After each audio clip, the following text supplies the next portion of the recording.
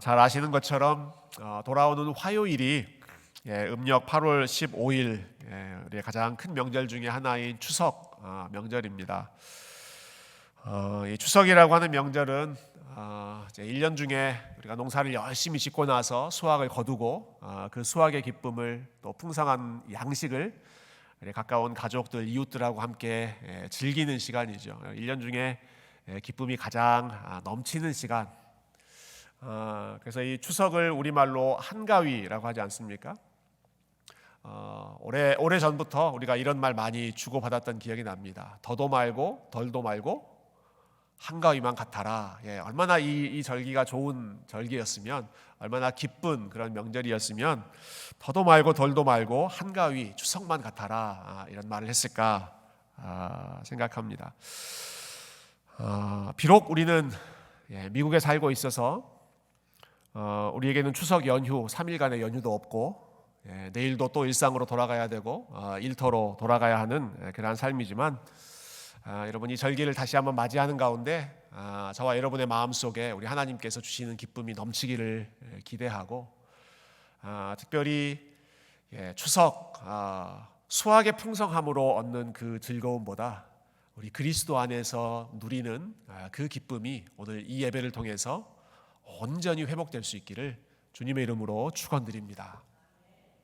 그런 의미에서 옆에 계신 분들에게 행복하십시오, 그렇게 한번 인사해 주시겠어요? 행복하십시오. 네, 행복하십시오.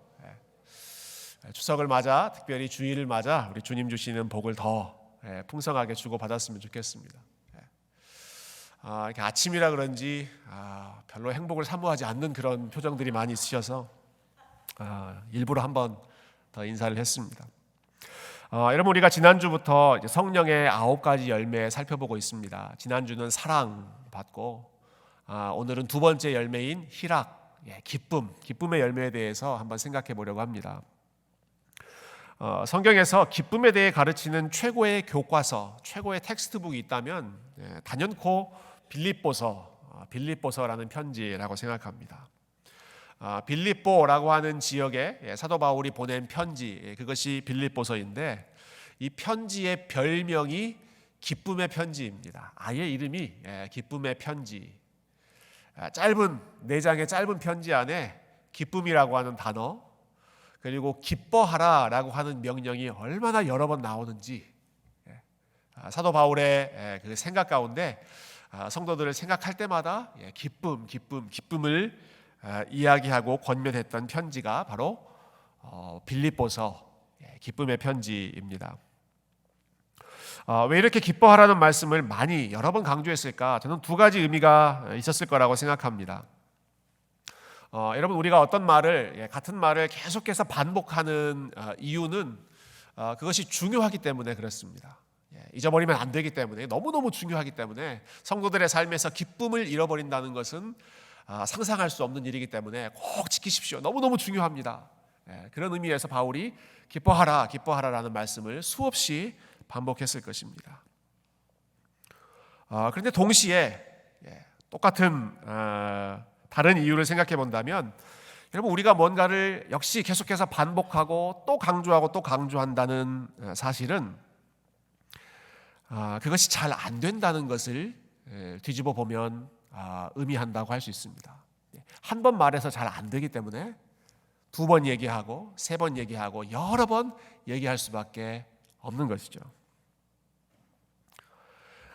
여기 부모님들이 참 많이 계시는데요. 부모님들이 자녀를 양육할 때 여러 가지 디렉션, 우리 아이들에게 여러 가지 명령을 하실 것입니다. 공부해라, 숙제해라, 악기를 연습하고 있다면 피아노 연습해라, 바이올린 연습해라, 클라리넷 연습해라, 밤 시간에는 자기 전에 꼭 씻고 자라, 이러한 명령, 잔소리 같은 명령, 이런 많이 하시지 않습니까? 이런 명령을 우리가 왜 이렇게 거듭해서 하고 또 합니까? 안 하기 때문에, 아무리 말해도 잘 안 하기 때문이죠. 여러분, 자녀들에게 혹시 이런 명령을 하시는 부모님 계십니까? 제발 게임을 좀 더 열심히 해라, 제발 좀 더 시간을 아껴서 더 놀아라. 여러분, 이런 그 가르침을 자녀들에게 주시는 부모님 계신가요? 굳이 할 필요가 없습니다. 이런 명령은 게임을 더 해라, 더 많이 놀아라, 더 많이 자라, 이런 명령은 할 필요가 없습니다. 왜요? 안 해도 열심히 하기 때문입니다. 여러분, 성경에서 자주 명령하는 그러한 내용들을 한번 생각해 보시면 좋겠습니다. 서로 사랑하십시오. 성경에 얼마나 이 명령이 많이 나옵니까? 서로 사랑하십시오. 왜 이렇게 하나님께서 사랑하라는 말씀을 많이 주셨을까요? 사랑하는 게 그만큼 잘 안 되기 때문이죠. 두려워하지 마십시오. 두려워하지 말라는 명령도 성경에 계속해서 나오죠. 왜 그렇겠습니까? 두렵게 만드는 일들이 시시각각 깔려있기 때문에, 시시각각 우리의 마음에서 두려움, 평안을 뺏어버리는 일들이 많기 때문에 그렇게 여러 번 두려워하지 말라. 감사하십시오. 감사하는 게 잘 안 되기 때문에, 어렵기 때문에 수시로 성경을 펼칠 때마다 감사하라는 명령이 나오는 것입니다. 마찬가지입니다. 여러분, 빌립보서 말씀에 기뻐하라라는 명령이 이토록 여러 차례 이 짧은 서신에 나타난다는 것은 이것이 너무너무 중요한 일이라는 사실과, 그러나 동시에 우리의 삶에서 기뻐한다는 것이 만만치 않은 도전이라는 사실을 동시에 보여주고 있습니다. 우리의 마음속에서 원수 마귀가 기쁨을 빼앗아가는, 호시탐탐 노리면서 기쁨을 빼앗아가는 일들이 많기 때문에 사도 바울이 여러 차례 반복하고 또 반복해서 기뻐하십시오 권면했던 것이죠. 이 편지를 쓰고 있는 바울의 상황이 그랬습니다. 여러분, 다른 어떤 편지보다 기쁨에 대해서 많이 이야기하고 있지만 바울이 이 편지를 쓰고 있는 상황은 다른 어떤 때보다도 기뻐하기가 어려운 그러한 상황에 처해 있었습니다. 오늘 본문에 보면 12절 이렇게 시작하죠. 형제들아, 내가 당한 일이 바울이 어떤 일을 지금 당했다. 본인이 선택해서 이러한 상황이 있는 게 아니라 원치 않는데 본인이 이러한 일에 피해자가 되었다, 당했다라고 이야기합니다. 그 구체적인 내용이 그 아래에 계속 나옵니다. 오늘 본문에서 바울이 3번에 걸쳐서 반복하는 표현이 있습니다. 나의 매임이라고 하는 뜻입니다. 나의 매임, 나의 매임. 이걸 3번이나 반복하는데요. 내가 지금 매여 있다라는 것을 말하죠. 내가 지금 묶여 있다라는 것입니다. 여러분 잘 아시는 것처럼 사도 바울이 이 빌립보서를 쓸 때에는 묶여 있는 상태, 그의 손과 발이 하루 종일 쇠사슬에 묶여 있는, 로마 감옥에 갇혀 있는, 매여 있는 상황에서 바울이 이 편지를 썼습니다. 그래서 바울이 빌립보 교회들에게 본인이 지금 당한 그 일의 상황을 리마인드하는 것입니다. 내가 매여 있습니다. 영어 성경에 보니까 my imprisonment, 내가 지금 감옥에 갇혀 있습니다. 3차례에 걸쳐서 반복해서 말하고 있습니다. 여러분, 사도 바울이 지금 왜 로마 감옥에 갇혀 있습니까? 바울이 흉악한 범죄를 저질러서 폭력을 행하고 도둑질을 행하고 그리고 심지어 사람을 죽이고 그러한 흉악한 범죄를 저질러서 바울이 로마 감옥에 체포돼서 갇혀 있는 것입니까? 그렇지 않습니다.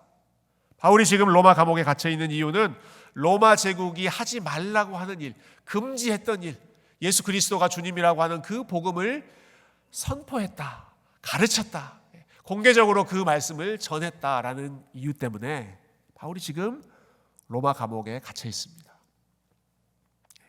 하나님이 기뻐하시는 일을 열심히 한, 평생을 이 일에 헌신한 대가로 지금 사도 바울이 처해 있는 그 상황이 로마 감옥이라고 하는 그 어둡고 차가운 음침한 곳에서 말년의 시간을 보낼 수밖에 없었다라고 하는 것이죠.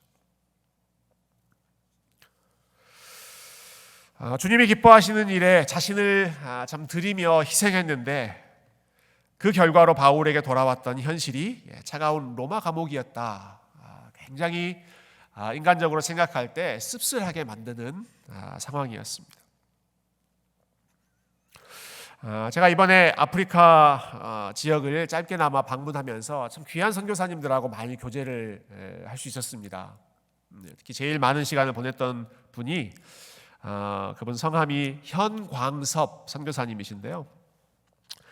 말라위, 잘 알지도 못하는 나라죠. 이 아프리카의 정말 작은 나라 말라위라는 나라에서 25년 동안 1999년에 30대 중반의 나이로 어린 자녀들 데리고 거기 가셔서 지금까지 25년 동안 그곳에서 신실하게 사역하시는 선교사님이십니다.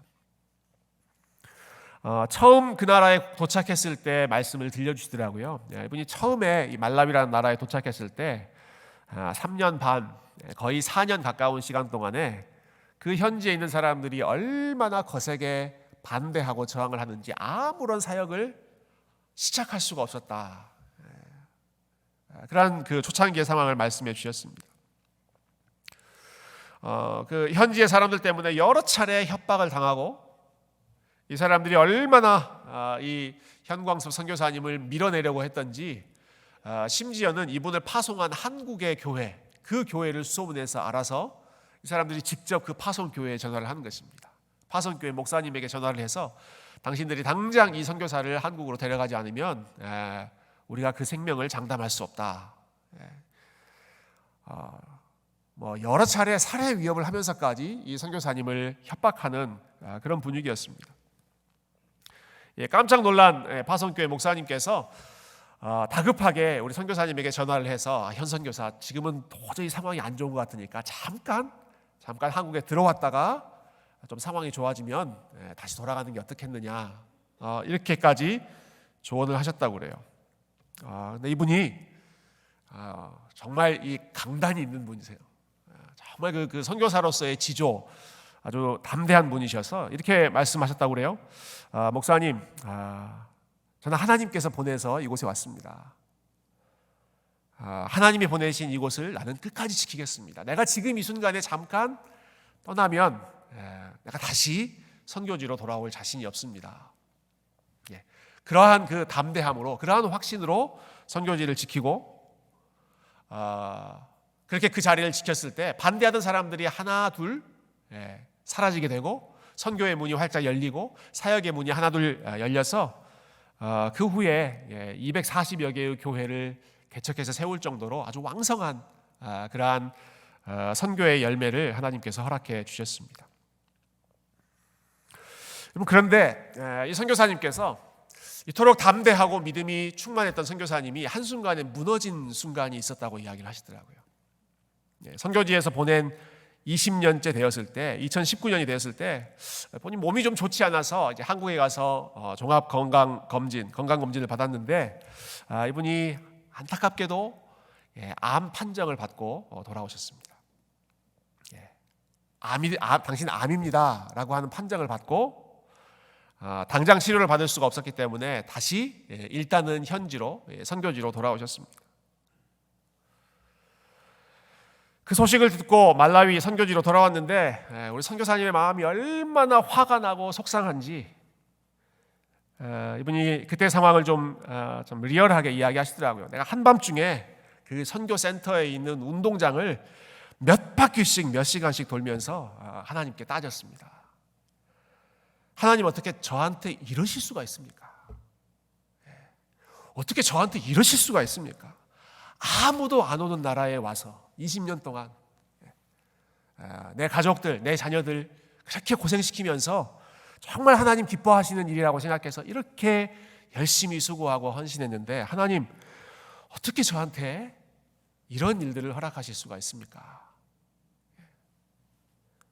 너무 억울한 마음에 밤마다 펑펑 우셨다고 그래요. 운동장을 뛰면서 그 현지인들 앞에서는 눈물을 보이기가 좀 자존심이 상하니까 밤마다 아무도 보지 않는 그 순간에 펑펑 울면서 하나님 앞에 원망하고 불평하고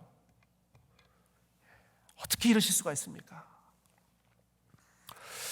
다행히 그 후에 수술도 받으시고 치료도 받으시고 지금도 계속해서 이제 건강에 이슈가 있긴 하지만 지금 하나님 은혜로 사역을 계속하고 계십니다. 또 은퇴를 조금 앞두고 계십니다만은 근데 처음 그 소식을 들었을 때 정말 주를 위해 기쁘게 헌신하고 온 힘을 다해 자신의 젊음을 다해서 희생하고 헌신했는데 그 결과가 당신 암입니다. 건강에 적신호가 켜졌습니다. 어떤 일이 생길지 모릅니다. 라고 하는 소식을 들었을 때 그토록 믿음이 좋고 헌신적이었던 우리 선교사님의 마음에도 한순간에 마음이 무너질 정도로 그렇게 큰 충격이 있었다라고 하는 것이죠. 여러분, 사도 바울이 이 로마의 참 어둡고 음침한 감옥에 처해 있을 때 이러한 상황, 이러한 마음 들 수 있지 않았겠습니까? 편하게 살고 싶은 욕심 참고, 조금 더 쉬고 싶은 욕심, 조금 더 참 즐기고 싶은 그러한 인간적인 욕심 다 참고 그토록 열심히 주님을 위해 희생하고 수고했는데, 그렇게 살았던 삶의 마지막 결과물이 손발이 묶이고 온 몸이 만신창이가 되고 사람들로부터 참 곱지 않은 그러한 시선을 받고 무시를 받고 내일을 알 수 없는 그러한 삶 속에 그 로마 어두운 감옥에 처해 있을 때, 이런 바울의 마음 속에도 그 마음이 어떻게 편안할 수 있었겠습니까? 어떻게 나에게 이런 일이 있을 수 있을까? 허탈하고 막막한 인간적인 마음이 있지 않았겠습니까? 여러분, 사도 바울의 마음을 더 무겁게 하는 일이 또 하나 있었습니다. 여러분, 바울이 이렇게 어려운 길을 걸어가면서도 자신의 개인적인 안위를 포기하면서까지 그가 그토록 헌신했던 이유는 사랑하는 성도들을 위해서였습니다. 사랑하는 성도들을 위해서, 교회를 위해서, 본인 사랑하는 성도들의 믿음의 성장을 위해서 자기의 것을 다 포기하고 헌신적으로 섬겼죠.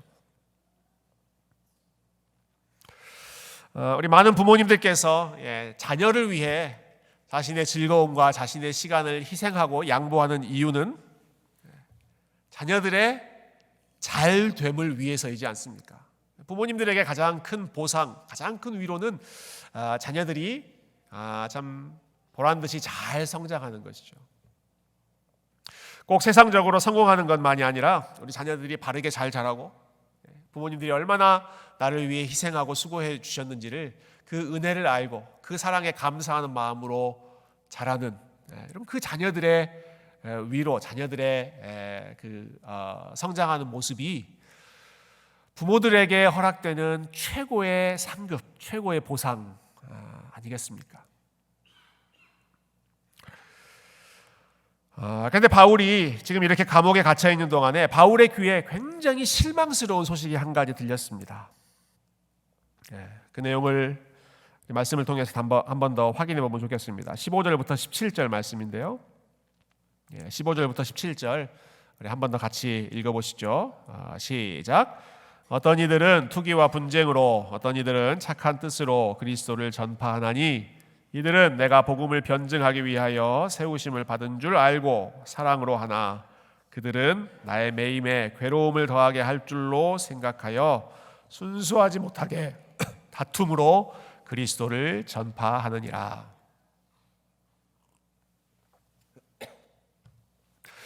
바울이 감옥에 갇혀 있는 동안에 바울이 없는 그 교회에서 열심을 내는 사람들이 있었습니다. 그냥 두 부류였습니다. 한쪽에서는 사도 바울을 정말로 사랑하는 사람들이 있었습니다. 바울이 정말로 바울을 아끼고 사랑하고 걱정하는 마음에서 우리 사도 바울 선생님께서 저렇게 주님을 위해 헌신하다가 고생하고 계시는데 우리가 더 열심히 주님의 이름을 증거해서 우리 바울의 마음을 조금이라도 가볍게 하십시다. 걱정하지 않도록 우리가 그 짐을 좀 덜어줍시다. 이런 마음으로 열심을 내는 사람들이 있었습니다. 그런데 모든 사람들의 마음이 이와 같았던 것이 아니라 반대편에서는 또 다른 그룹의 사람들이 있었는데, 이 사람들은 투기와 분쟁으로 열심을 냈다. 바울이 이렇게 이야기합니다. 특히 17절 말씀을 다시 한번 보시면, 그들은 나의 매임, 지금 내가 이 매여 있는 상태, 내가 감옥에 갇혀 있는 상태에 괴로움을 더하게 하려고 열심을 내고 있습니다 라고 이야기합니다. 바울이 지금 감옥에 갇혀 있는데 그 바울의 마음에 괴로움을 더하게 하려고 열심을 내고 있다. 바울이 지금 이렇게 그 상황을 판단하는 것이죠. 어떤 상황인가? 아마 평소부터 바울에 대해서 뭔가 좀 곱지 않은 생각을 가지고 있었던 사람이었던 것 같아요. 바울을 경쟁자로 생각했던지, 바울을 질투하는 사람이었던지, 바울의 권위 혹은 바울의 자리를 호시탐탐 노리고 있다가 지금 사도 바울이 감옥에 갇혀 있고 자리를 비운 사이에 기회는 이때다라고 생각했던 것 같아요. 기회는 이때다. 바울의 존재감을 싹 지워버리고 내가 더 뛰어나다는 것을, 내가 더 잘할 수 있다는 것을, 내가 더 탁월하다는 것을 내가 입증해 보이겠다. 그러한 마음으로 바울의 이름을 지워버리는 그러한 목적으로 바울의 표현을 직접 빌리자면 내 마음을 더 괴롭게 하기 위해서 열심을 내는 사람들이 있다. 그 소식이 지금 바울의 귀에 들리는 것입니다. 여러분, 바울이 그토록 열심히 섬기고 양육하고 정말 자식처럼 키웠던 사람들 아니겠습니까? 곳곳을 다니면서, 여러 교회를 다니면서 바울이 여러 편지에서 본인의 그 사역자로서의 자세를 이렇게 이야기한 적이 있죠. 내가 유모처럼, 내가 어머니처럼, 내가 아버지처럼 아이를 낳는 것처럼 해산하는 고통의 수고를 내가 아끼지 않았다. 그렇게 해산하는 수고를 아끼지 않으면서 사람들을 낳고 양육하고 키웠습니다. 그런데 그랬던 사람들이, 바울이 그토록 아낌없이 사랑을 부어주었던 사람들이 어느 순간 바울과 대립각을 세웁니다. 바울의 존재감을 지워버리려고 합니다. 사도 바울, 그 사람 별거 아닙니다 라는 식으로 이야기를 합니다. 바울의 마음이 가장 외로웠을 때 그의 마음을 위로해주고 격려해주고 우리가 당신과 함께 하겠습니다 이렇게 응원해주는 것이 아니라, 여러분, 바울의 마음이 가장 흔들렸을 때, 바울의 마음이 가장 연약했을 때 이 사람들이 바울의 상처에 소금을 붓는 것처럼 바울의 마음을 더 괴롭게 하는 것입니다. 보란 듯이 당신 없어도 우리는 잘 지낸다라고 하는 것을 보여주기 위해서, 그의 마음을 더 무겁게 하기 위해서 이런 일을 했다는 것이죠. 여러분, 인간적으로 볼 때 얼마나 큰 배신감, 여러분도 그런 적 있지 않으십니까? 정말 잘해주고 정말 잘 섬겨주고 사랑으로 함께해 주었는데 나에게 돌아오는 것이 그 사랑에 대한 감사와 혹은 존경이나 고마운 그러한 마음이 아니라 정말 얼굴 좀 쌩하고 찬바람 쌩쌩 날리고 배신감 들게 만드는 그러한 사람들.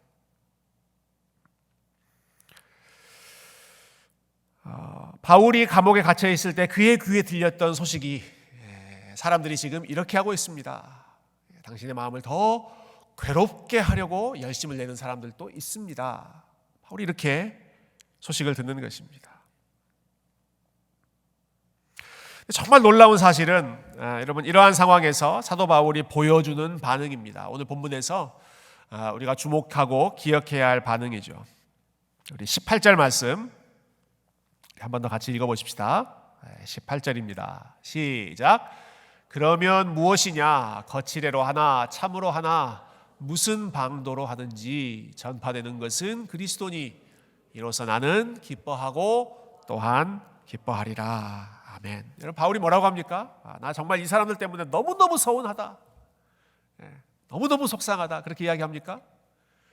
그렇지 않습니까? 나는 기뻐하고 또 기뻐하겠다라고 이야기합니다. 무엇 때문에 기뻐합니까? 그러면 무엇이냐? 그러면 무엇이냐? So what? 그게 무슨 큰 대수냐라고 하는 것이죠.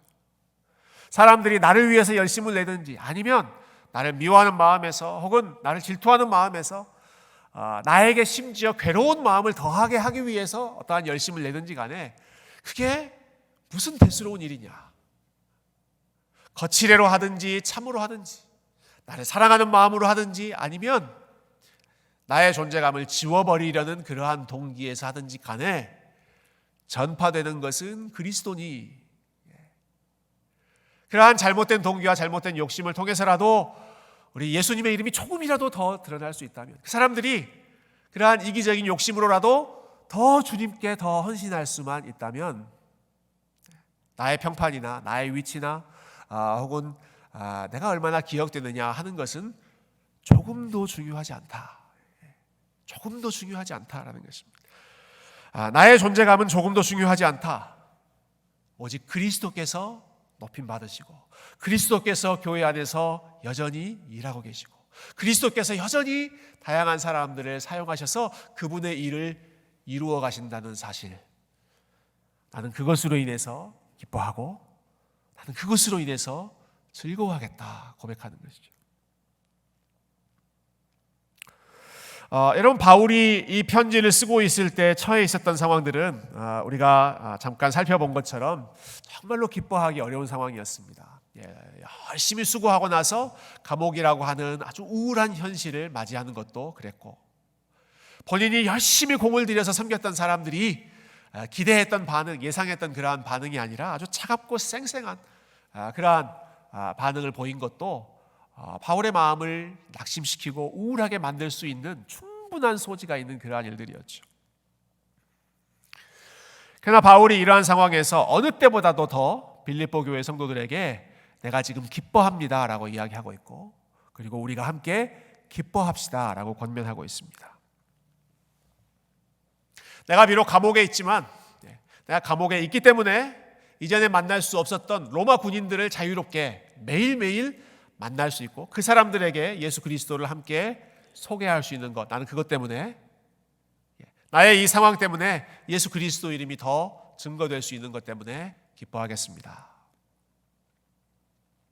내가 평안할 때에만 주님을 찬양하고 예배하는 것이 아니라 내가 이렇게 힘들고 어려운 순간에도 예수 그리스도를 섬기고 그분의 이름을 증거함으로써 나의 믿음이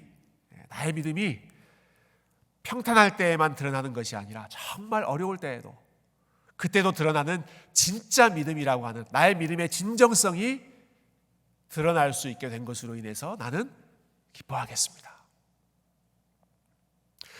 설령 나와 함께하지 않는 그런 사람이라고 하더라도, 나와 반대각을 세우고 나에게 오히려 참 나의 마음을 아프게 하는 그러한 사람이라고 하더라도, 그들의 동기가 어찌 되었든지 간에 그들의 마음속에 그리스도를 향한 마음이 있다면, 그들이 이러한 상황 속에서 조금이라도 더 예수님을 위해 더 가까이 나아가는 그러한 모습이 나타난다면 나는 이것으로 기뻐하겠습니다. 나는 예수님 때문에 기뻐하겠습니다 라는 것이죠. 나는 지금 내 상황이 어떤지, 나의 평판이 어떤지 그것 때문에 기뻐하지 않고, 나는 오직 누구 때문에 기뻐하겠다? 예수 그리스도 때문에 기뻐하겠습니다. 예수님 때문에 기뻐하겠습니다.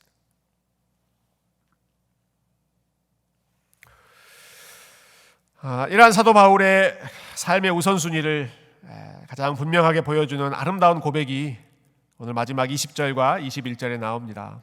우리 20절과 21절 우리 마지막으로 함께 읽고 오늘 말씀 정리하도록 하겠습니다. 20절과 21절 우리 같이 함께 읽으시죠. 시작.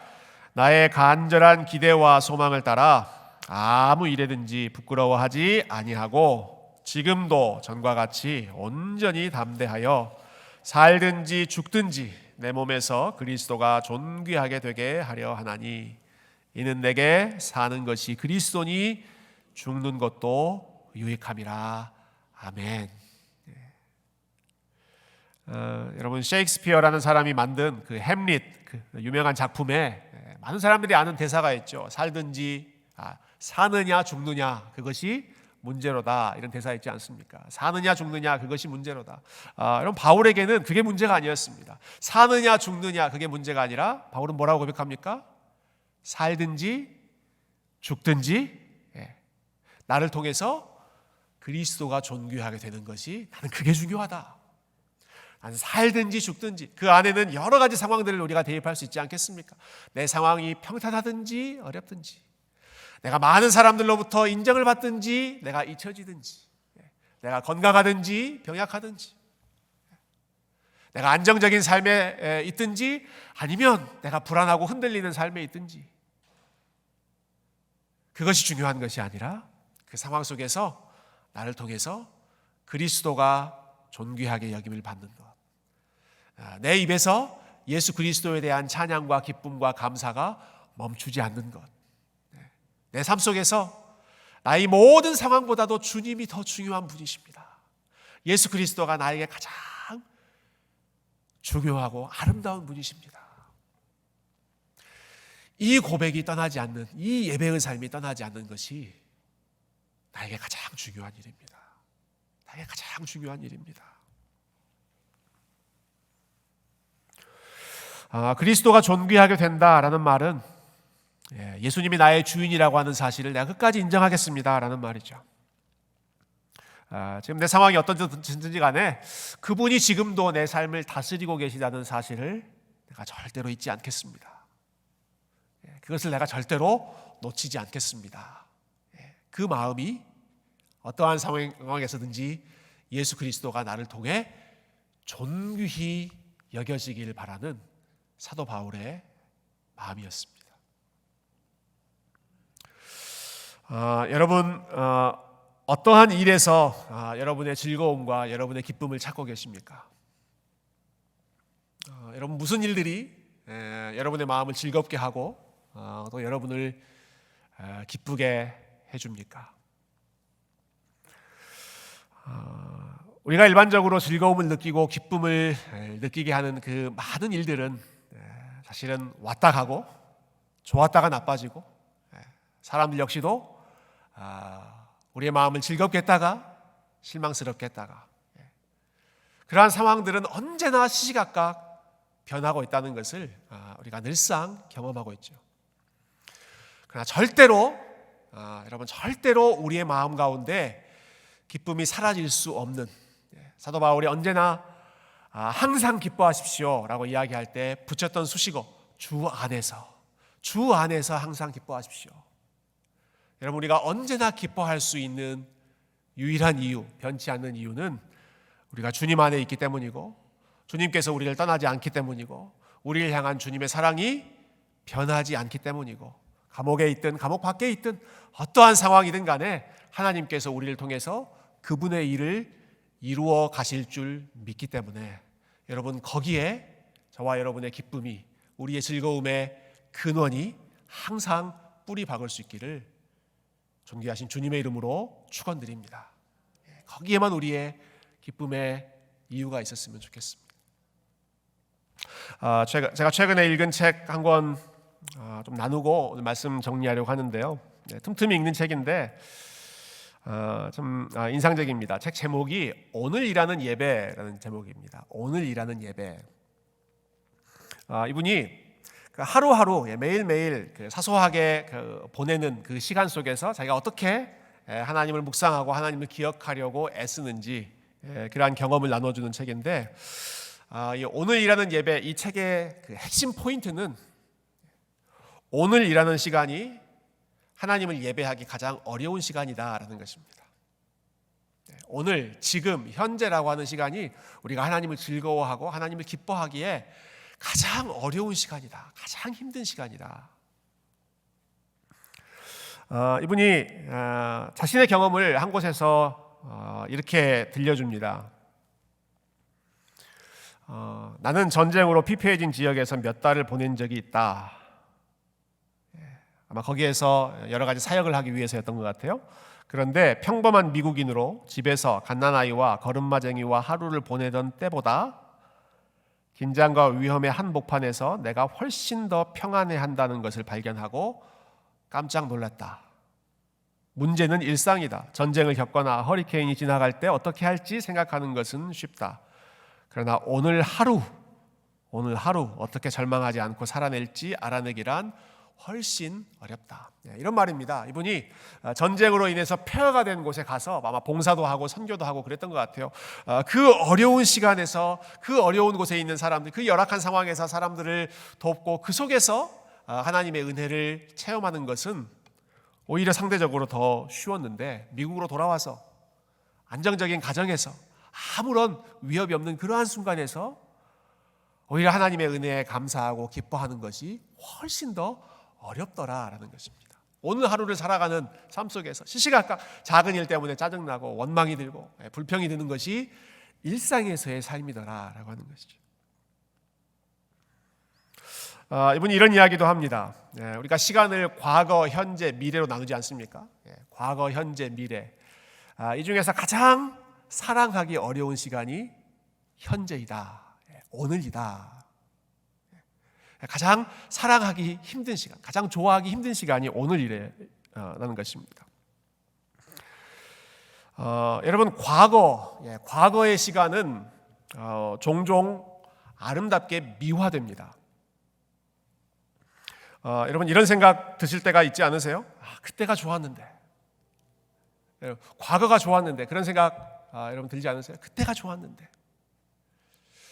근데 그때를 한번 생각해 보면 별로 좋지 않았을 겁니다. 아마. 그때가 좋았는데 하지만 우리의 기억이 과거를 아름답게 생각하기 때문이지 현실이 그렇게 만만치 않았습니다.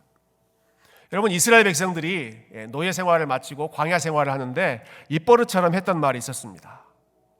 그때가 좋았는데, 우리가 이집트에서 노예로 살 때가 좋았는데, 그런 말 많이 했었거든요. 노예로 살 때가 좋았을까요? 아니요. 노예로 살 때 힘들었습니다. 너무너무 힘들었습니다. 그런데 그 시간을 까맣게 잊어버리면서 그때가 좋았는데 라고 착각하는 것이죠. 또 미래라고 하는 시간은 어떤가? 미래는 우리가 뭔가 좋은 것, 소망을 가질 수 있는 시간입니다. 우리가 지금 현재 어려워도 더 참으면 미래에 좋은 날이 펼쳐질 거야. 소망을 가지고 기대할 수 있는 시간이 미래인데, 그런데 현재는 어떤가? 오늘이라고 하는 시간은 어떤가? 오늘이라고 하는 시간은 감사하기도 어렵고 기뻐하기도 어렵고 하나님이 어떤 일을 지금 하고 계시는지를 느끼기가 가장 어려운 시간이 오늘이라는 시간이다. 그래서 역설적으로 이 책의 저자는 우리가 가장 예배하는 삶에 힘써야 할 시간이 바로 오늘, 지금 이 순간, 과거의 아름다운 시간을 기억하면서 하나님께 감사하는 것이 아니라, 혹은 미래에 펼쳐질 좋은 상황을 꿈꾸면서 소망 가운데 기뻐하는 것이 아니라, 하나님께서 지금 허락하신 지금 이 순간의 시간 가운데 하나님이 여전히 다스리고 계시고 여전히 우리와 함께 하시는 것을 믿기 때문에 그 믿음으로 인하여 기뻐하고 즐거워하는 것. 여러분 이것이 성령께서 우리의 삶에서 맺기를 원하시는 성령의 열매, 기쁨의 열매, 희락의 열매인 줄로 믿습니다. 여러분 상황 때문이 아니라 오늘도 우리와 함께 하시는 주님 때문에, 우리 사랑하시는 주님 때문에, 우리가 다 느껴지지 않아도 여전히 우리의 삶 가운데 선한 일을 이루어 가고 계시는 그 주님을 믿음으로 바라보기 때문에 주님께 우리의 소망을 두고 기뻐하고 즐거워하고 희락의 열매를 마음껏 맺으시는 귀한 세교회 성도님들이 다 되시기를 존귀하신 주님의 이름으로 축원드립니다. 함께 기도하겠습니다.